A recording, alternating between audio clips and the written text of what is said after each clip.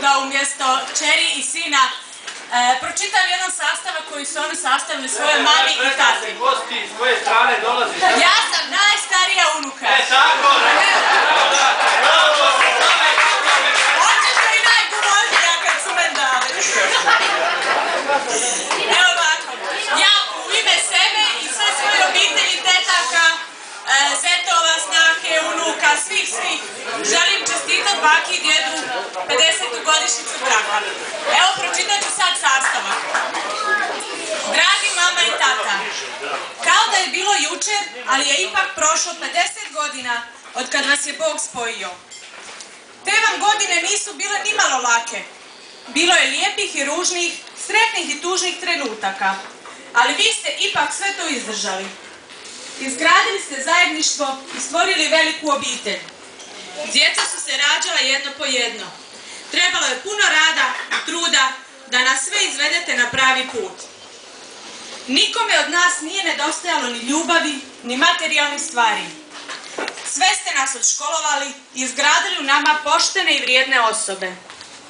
Dragi tata, oduvijek si radio teške fizičke poslove i govorio nam da bez rada nema ni kruha.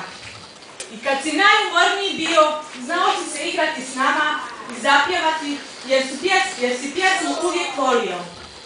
Ni teška bolest nije te obeshrabrila.